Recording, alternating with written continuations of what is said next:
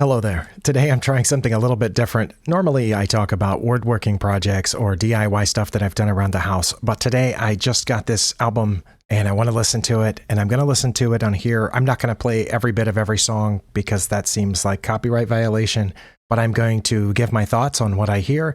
I'm not new to Band-Maid. If you are, I think you'll enjoy them. But if you want to hear the full songs, you can buy your own album. You can look for them on Spotify. I think a lot of them, if not all of them, are on YouTube. In fact, a few of these I have heard before because they have music videos on YouTube. If you came here for Band-Maid and you're not familiar with my channel, this isn't a music channel. It's not a reaction channel. I'm just a person and I make videos about my daily life. But in this case, it's about Band-Maid. So let's just dive in. This is the album Conqueror, which says it came out in 2019. According to Wikipedia, it's their next to most recent album. It's the one that came out after Domination. Or I should say World Domination, which is this one, which is the first Band-Maid album that I've got, and I pretty much enjoyed that. Then I went back and got a couple of their old ones, Made in Japan and New Beginnings. So this will be my fourth album, and like I said, it's the next to most recent. Their most recent is Unseen World. I don't have that album yet. Obviously, I've heard a couple of the songs from YouTube. This one has 15 tracks, and one really cool thing is inside this jacket, in addition to having the normal lyrics to all the songs, in the back, there's translations of all the songs. So even though all of their songs include some English, most, if not all of them, include quite a bit of Japanese. But this has pages of translations where the entire song is in English, which is amazing because in many of the songs that I've listened to by Band-Maid in the past, I've had to go on and search the internet and find a place where their lyrics are listed and find a site where there's translations. And then you'll find a different site that has the same song translated and it's different. So I don't know which one's right, but in this case, I know which one the band or at least the record company wanted as the correct translation of their songs. So that works well for me. Although my reading glasses aren't quite good enough to get it, I have to be pretty at the exact right distance to even see any of the words. I'm going to need magnifying glass to read all the translations. But right now I'm here to listen to the music. Now, as I said, some of these have music videos on YouTube, so I know those songs. Track 2 is Glory. I have heard that one. Also, track 7 is Wonderland. They have a nice music video for that one. Number 10 is Bubble. If I'm not mistaken, that's the music video where Akane pours champagne on the drums, and that's a pretty cool song as well. There's the Dragon Cries, amazing music video on YouTube as well, and Blooming, which is number 14. Oh wait, there's one more. Track 15 also has a music video on YouTube, Reincarnation or Rinne. So that's, what, 6 that I've already heard before, and we'll get to those. But this first one, I am pretty sure I have not heard. It is Page. I'm gonna set this case right here where I can see the track list, and let's just go.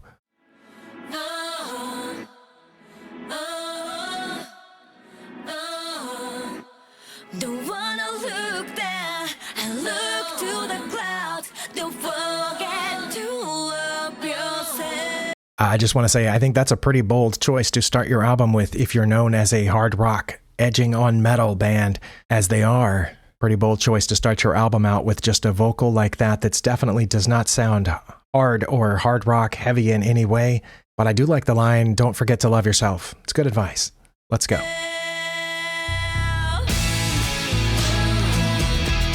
And even after it kicks in, it's still really soft, at least relative to the rest of the catalog.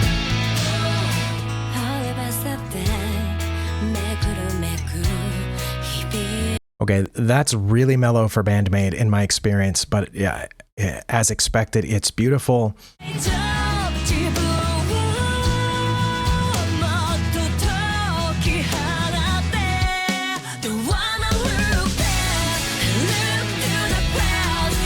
It's a pretty catchy hook there. I guess that's the chorus, the part that they were singing at the beginning with just the vocals. I am looking forward to a guitar solo, even though it is a slower song. I remember one of their other relatively slow songs is Daydreaming, which has an amazing guitar solo. I don't know if that's going to happen here or not.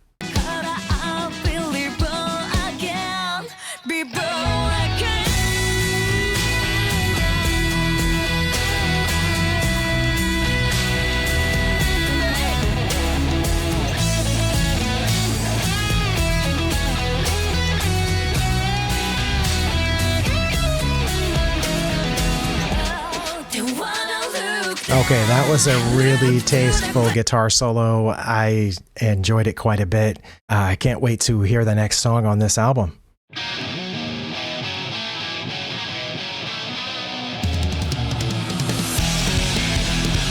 Okay, I recognize this one, Glory, from the music video.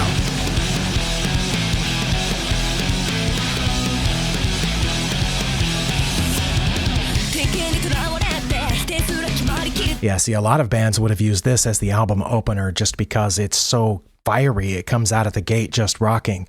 Love the fast, almost offbeat pace of the lyrics just kind of popping at you right there.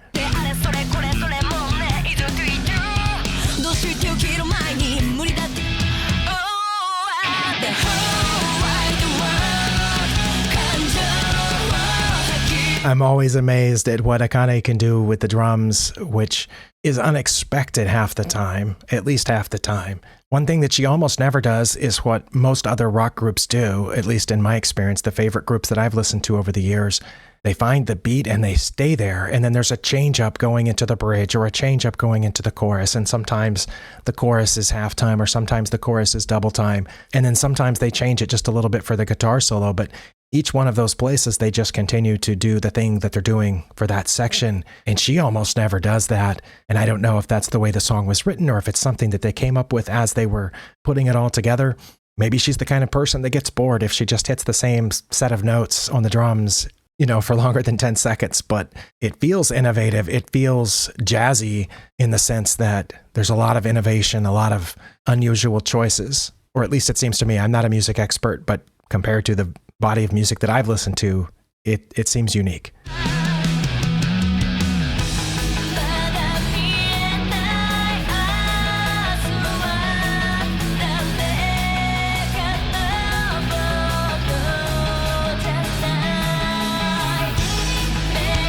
One thing I noticed right there is something else that I notice in a lot of Band-Maid songs is the bass. At just certain moments, it will quit carrying the groove. It will quit doing what she does sometimes, which we call lead bass. But right there, she comes up really high on the neck, and it's just a nice resonant sense to the bass, just the boop, boop, boop, boop, boop, really high.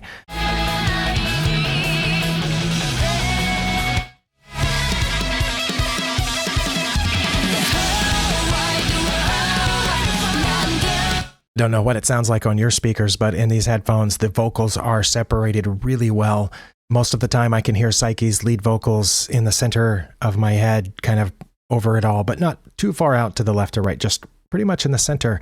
And when Miku comes in, it seems like she's mostly toward the left, but she's definitely separated from Psyche, and they're both separated from the rest of the instruments. Compared to a lot of rock that I have listened to, this production is really nice.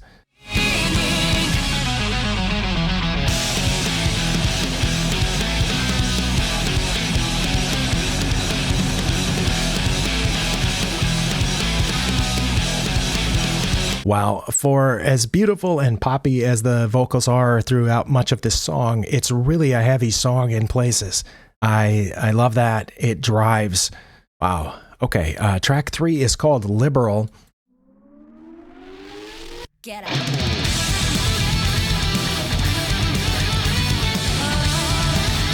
I don't think I'm familiar with this one.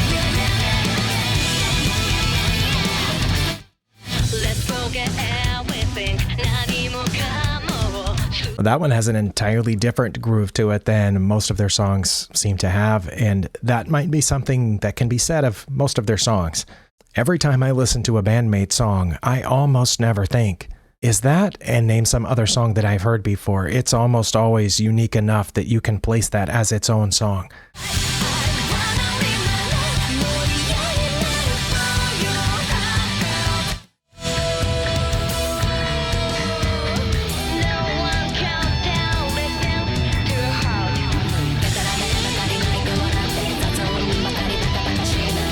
Oh, that's really different too.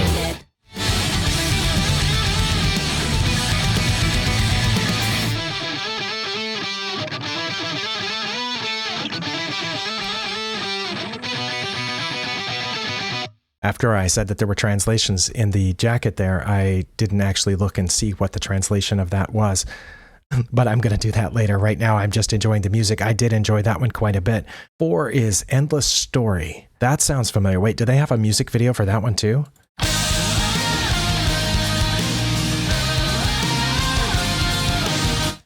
Yeah, I think I've heard this one.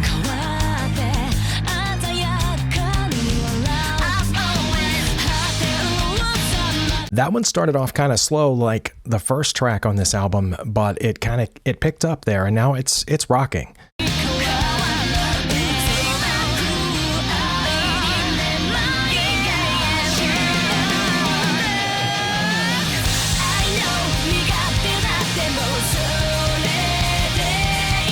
Still, it is a slower pace than what I'm used to from them.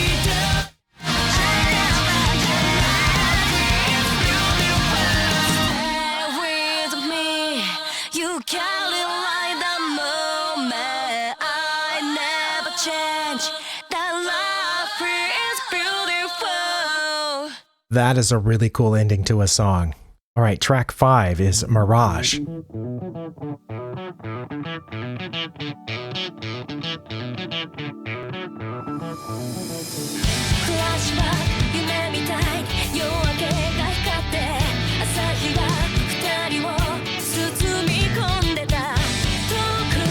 Okay, this one also feels like it's slowed down from their normal pace. I don't know if that's the case because I've only listened to 19 seconds of it.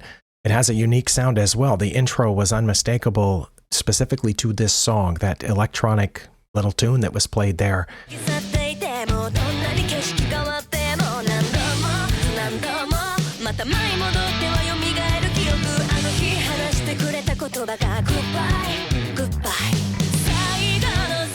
They're definitely experimenting here. It certainly feels like it. This seems like unfamiliar territory to them for the dozens of songs that I've heard by Band-Maid. That beat, that rhythm was different. And then in the background, instead of the guitar just carrying a melody or the rhythm guitar keeping up with the rhythm, there was, sounded like pick scrapes or something there that was interesting and it was cool. I'm not enough of a musician to know what was happening there, but that wasn't a normal just rock guitar playing.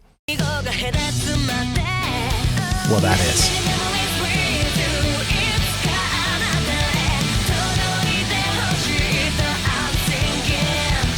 Okay, just like all the other ones, this one is both unmistakably this song and at the same time unmistakably Band-Maid. That's something that they seem to do better than almost any other rock band that I've listened to, is they can make every song sound like this is this band, but it doesn't sound like the last song that you heard or like any other song that they've ever made. And maybe once I've heard every one of their songs a dozen times, I'll recognize similarities between them. But so far, every one of the dozens of songs that I've heard by them sounds unique. And this one, I'm pretty sure it's the first time I'm hearing this song. It sounds unique to this song. Is it just me, or did the last couple of songs not have a guitar solo? I noticed that there are Band-Maid songs that do not have a guitar solo, and a lot of them have painfully short ones, but they're good. Hopefully we've got one coming up here in this song, which is still Mirage, before too long.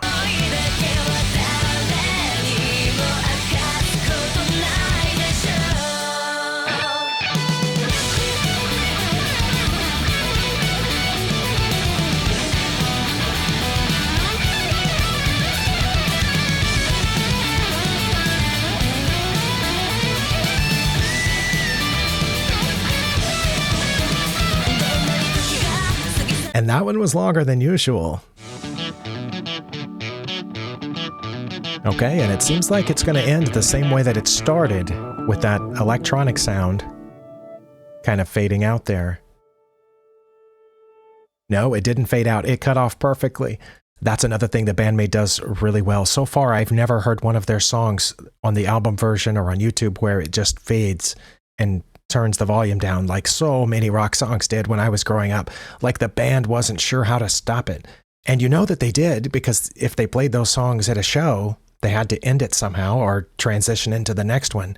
But on the album, they would like, let's just repeat the chorus over and over, and then the guy in the sound booth will just turn down the volume until it's, you can't hear it anymore, and that's the end of the song. They don't ever do that, at least so far. So thumbs up for that, because I got so tired of the fade out endings. All right, track 6 is At the Drop of a Hat. That one does not sound familiar.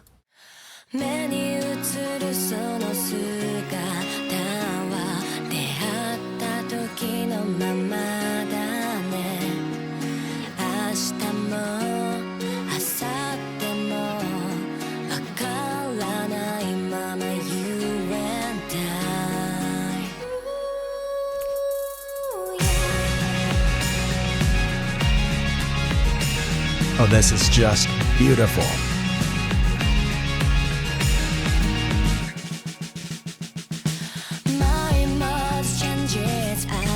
That was almost like a military snare drum there for a second, or a high school marching band. That was a really interesting addition.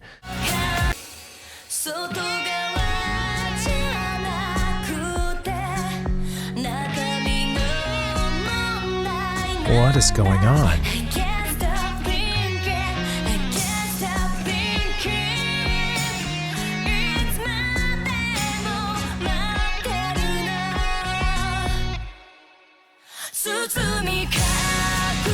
There for a second, it almost sounded like Konami on the lead guitar was playing a different song than the rest of them, but it was obviously in the same key and close enough that it blended perfectly. But because it's separated here in the right ear, it just sounded like almost like two separate songs that happened to fit together perfectly.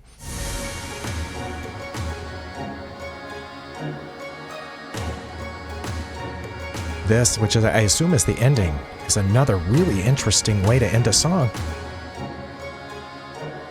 It's clearly a keyboard.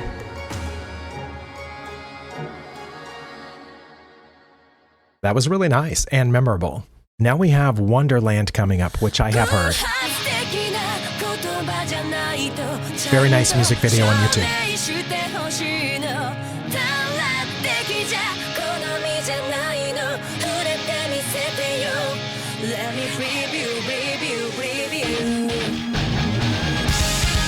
This one also has a very memorable melody and sound that makes it specifically this song.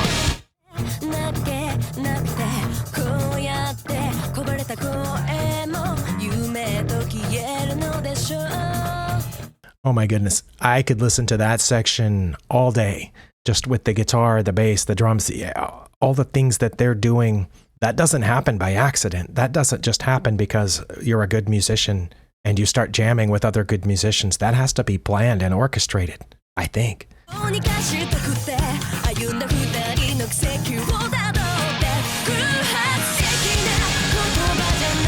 then it kind of just goes back into normal rock and roll.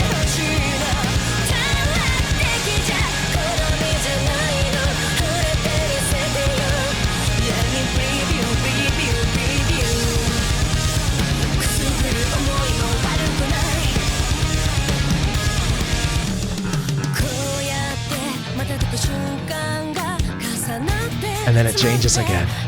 I love that. But it's different than the first time.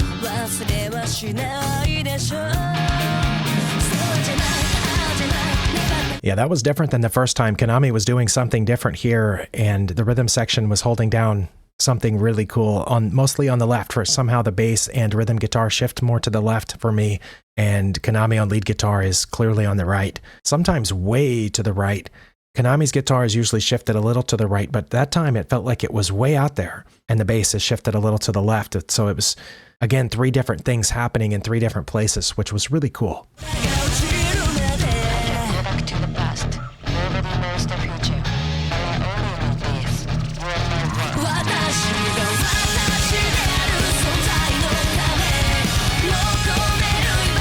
Oh, that double bass is so nice. Unlike a heavy metal or a speed metal song, Akane is not using the double bass pedal, or I think she just uses one pedal. I don't know exactly how that works to hit the really fast bass drum patterns.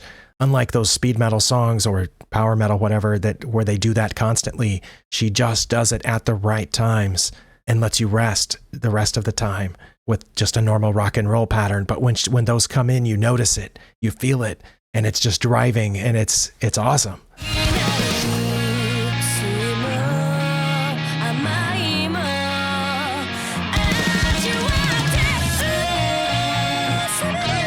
That drum fill went right across my head.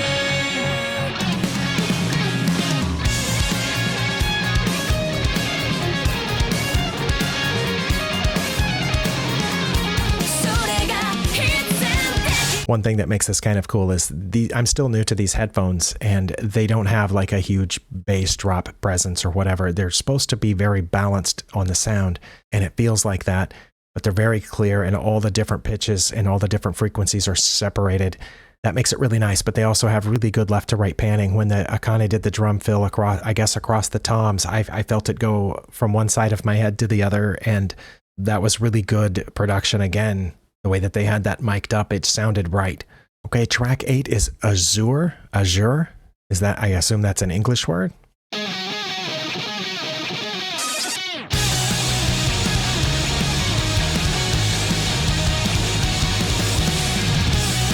Okay, this one's not slow. And again, it sounds unique to this song.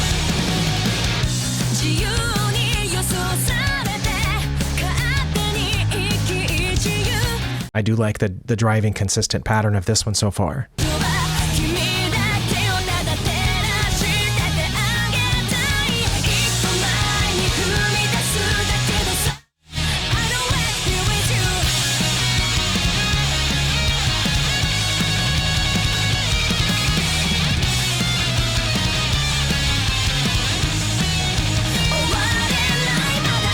That's a really good example of what I mentioned briefly earlier, that many of Konami's guitar solos are very short. Sometimes there will be more than one in the same song.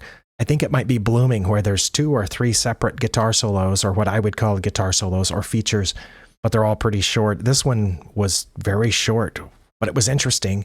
And one thing I continue to notice about Band-Maid guitar solos, almost always the bass and the drums and everybody else is doing something really interesting in the background, or in this case, in the left, while she's doing something, her thing on the right.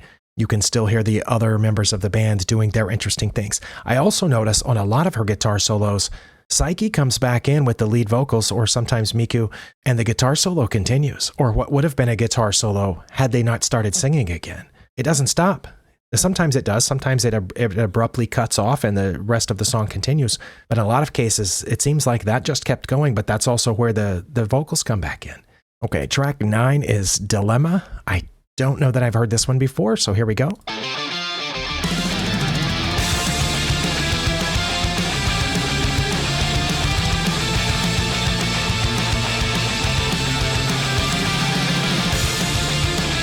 This one feels really fast compared to this average for this album.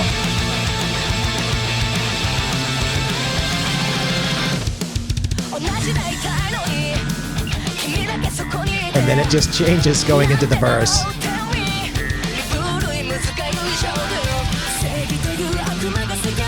What? Sorry, that part there reminded me almost of Queen, like some sort of operatic movement of the vocals there, of course with the instruments helping out. It didn't fit the opening of the song at all, but yet it did. It's part of this song. This one almost feels like it's going through a series of changes, telling a story that I haven't read the translation for, so I'm not sure what the story is.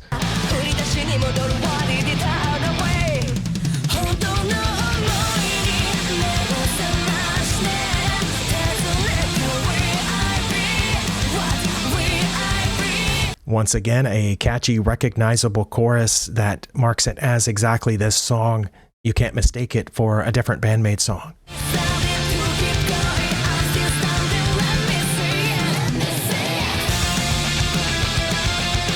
Lots of really cool bass lines happening in the background.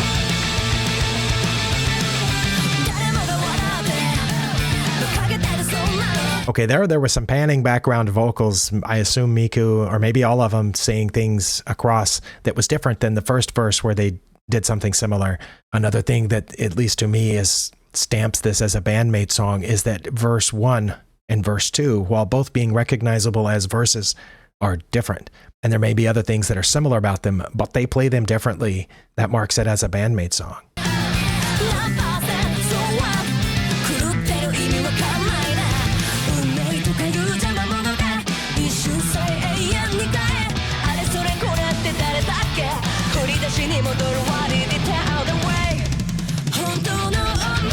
Again, the fill went right across from one side of my head to the other. So clear. I don't know what type of sound system they're optimizing this production for, but it sounds really good to me right now.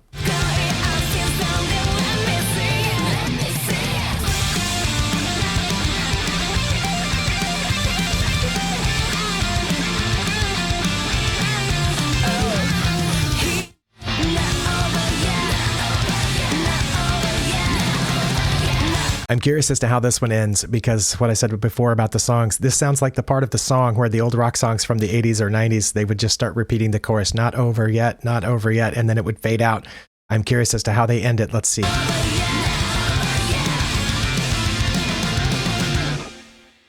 They just stopped at the end of the sheet music where the last note was written. They just quit playing. Okay, I think this one is Bubble. I haven't looked at the track list. Yes, this is Bubble. I've seen the music video for this. Very nice.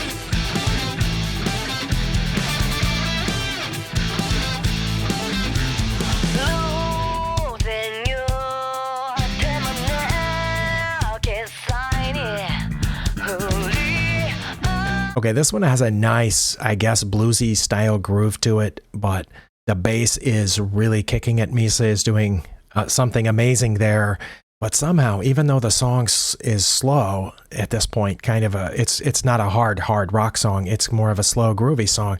It feels like there's energy being pent up there. And of course, I've already heard it, so I know that the chorus speeds up a little bit, or at least feels like it speeds up. And maybe that's what I'm thinking of, but it feels like they're holding something back.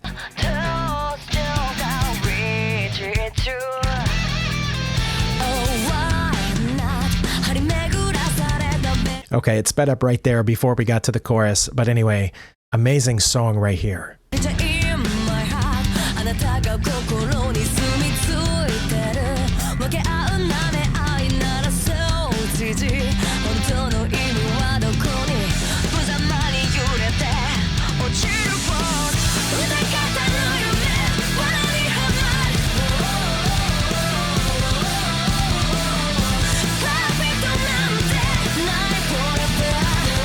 That's another amazing example of what I said earlier about Akane using the double bass hits on the pedals at just the right times and in moderation.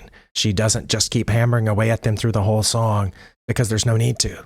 She uses them judiciously, and when those parts come in, you know they happened because they stuck out, and it gives those parts of the songs just that extra pulse, that extra drive, and it's fantastic. Okay, track 11 is the Dragon Cries, which I have heard, and there's a music video on YouTube. This one, I believe, was produced by Tony Visconti. Is that how you say that?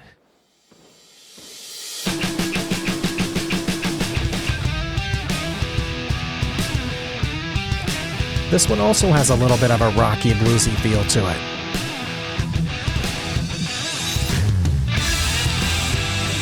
Whatever happened with the bass guitar right there was awesome. I don't know what you call that. It almost sounds like an engine turning over or revving up. Can I go back and hear that again?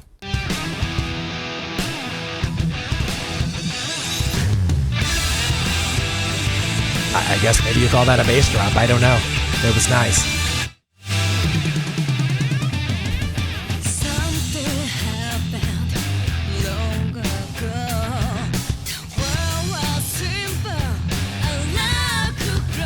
That's another section that I could just listen to all day. Just the nice, solid, steady, rocking groove and very clear. And in this case, English lyrics, so my brain can also attach onto that part of it rather than just the part of your brain that enjoys music, art, whatever.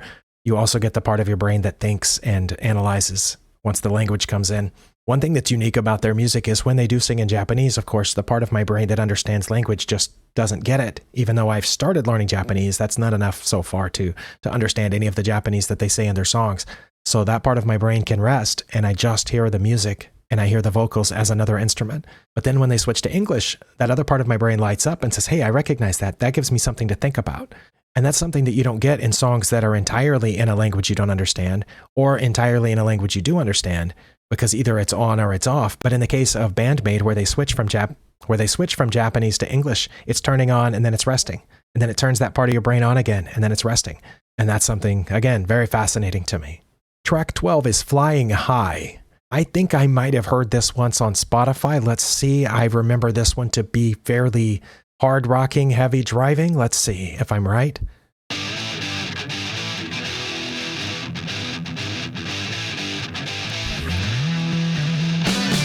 Oh, that high bass coming in. That was nice. This is just good, hard rock and roll.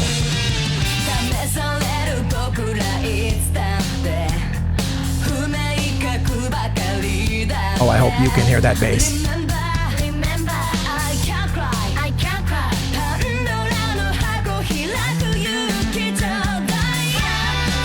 Oh my goodness. Too many things happened for my brain and my ear to conjugate all at once. That's not the right word. I was paying attention to the bass guitar being the foundation. It felt like it was as low as it can go. I don't know what the lowest note on a bass guitar is when you reach your arm way out there to the end of that long bass neck.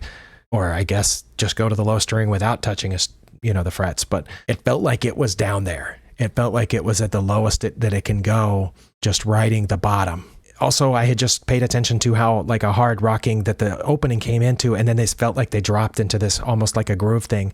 And I don't even know what you'd call that style of vocalization. It didn't feel rocky to me, but it also didn't feel poppy. I guess it's more poppy than rocky. But then they switched to these harmonies, which were really contrasting with how low and just foundational that bass was, and almost airy like a kite or the wind or something way up at the high, in the high end. I want to hear that section again. I can't cry, I can't cry. パンドラの箱開く勇気じゃない。積み上げて壊したくるくる回るよ世界は。Wow. I haven't got to a guitar solo yet, but seems like the kind of song that would have an amazing guitar solo. So let's look forward to that. You can make it less flying.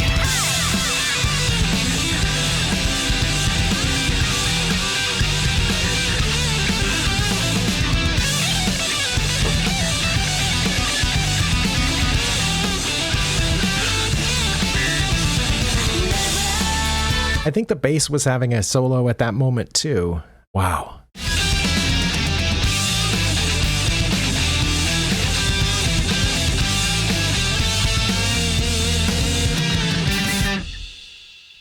And again, they just ended. When the last note was on the page, that was the end of the song. That's perfect. Wait, what is this? Okay, this is Catharsis, according to the track list here. I've heard a version of this song, but I don't think I've heard this version. They have a video on their YouTube channel of an acoustic version of Catharsis, which Catharsis is in parentheses. The word's actually written with Japanese katakana characters, which I think is Katarushisu, which is really close to Catharsis, I think. I'm just now learning the hiragana and katakana, and I think that's what that says. But anyway, I don't think I've heard the studio version of Catharsis. The acoustic version is beautiful and definitely worth listening to if you haven't yet. This is the studio version.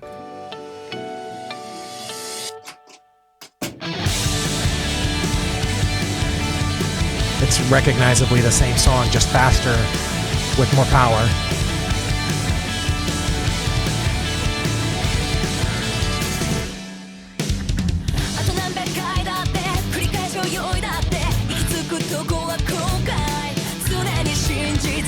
Okay, this time there's a guitar here on my left, which I don't think is Miku because it's playing like a lead pattern. Usually Konami's over here, at least so far on this album, but it's almost like playing a solo, and it's just going up and down these notes over here by itself, unrelated to the rest of the song, yet it fits perfectly.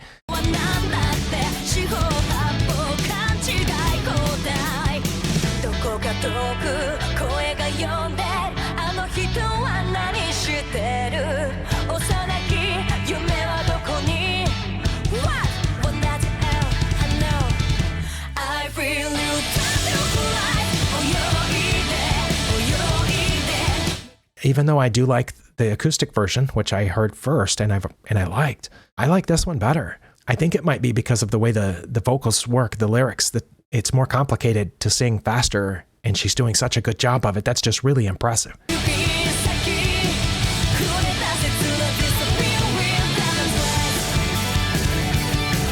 Yeah, but the hook of that one is completely recognizable, unmistakable as that song. We've got two songs left. One is, and both of them I've heard before because they both have official music videos. One is Blooming and the other is Reincarnation. Blooming, if I remember right, is just hard rock, fast all the way through. There might be a little break near the end, but it's good.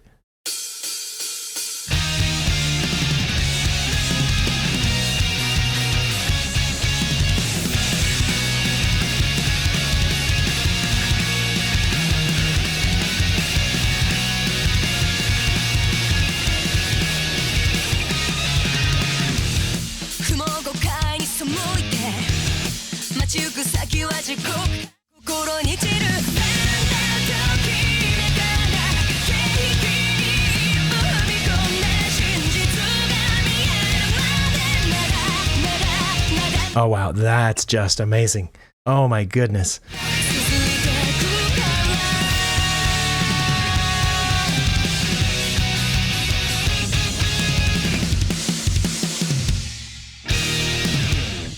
Again, they know how to end a song. Love it. All right, Reincarnation. Heavy in places.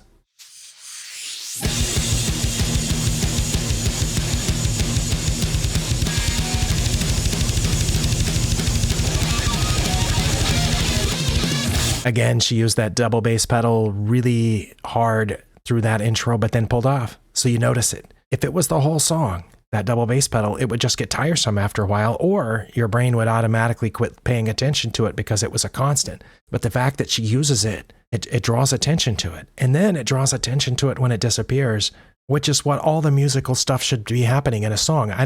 Like when I listen to music, I don't like where there's like whole parts of the song and later people say, oh, did you notice this other part? No, I never heard it. But they make such an effort, not just in the mixing, but in the orchestration, in the composition of these songs and in the playing of them and in the mixing, make such an effort to make each thing that each of them play and or sing pointed. Like it's not pointless. There's a point to it.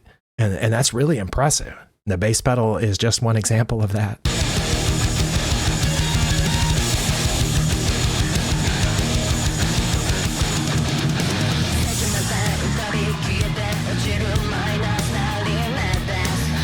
The bass is doing a lot of work in this song, the bass guitar. It seems like it's mixed a little lower than some of their songs, or that might just be these headphones not having a huge bass response, but I can hear it back there. She's working, not just playing the same note over and over again, not just playing the bottom note of whatever chord is being played on the guitars. Like that alone, if you could isolate that track from this song and just the bass guitar, I bet it would be worth listening to by itself. And that might not be true for every song, but it probably is for a lot of Band-Maid songs. Misa by herself is playing an entire song, and I'm pretty sure it would be fun to listen to just by itself. But of course, it's more fun to listen to it when all her friends are playing too.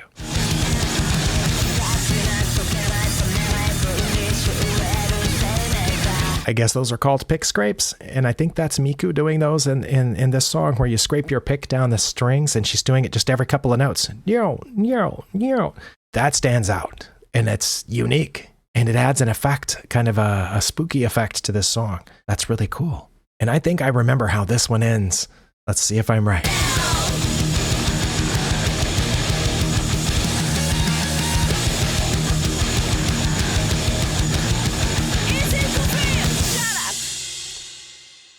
Oh my goodness, that was really fun. I am actually gonna go listen to this album all the way through again right now. But it had everything. It started with slow, emotional songs.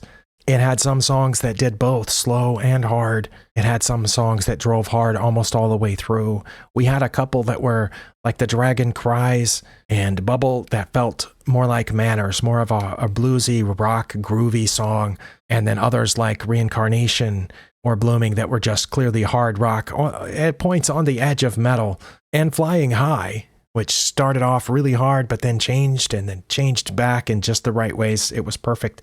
And every one of these songs, to me, felt unique and masterfully composed. Like there was never a point at which there was never a point in any of these songs where one of them said to the other, why don't you just play this chord over and over again? That never happens. And it happens so much in so many other rock songs that I've heard in my time, where at least one member of the band is just doing one thing. Like there's some rock bands where it seems like the bass player just plays the bottom note of the guitar's chord over and over. And then when the guitar chord changes, they change the bass note and they're playing that one over and over. And there's other rock songs where it seems like the drummer's just going boom, boom, boom, boom the whole time.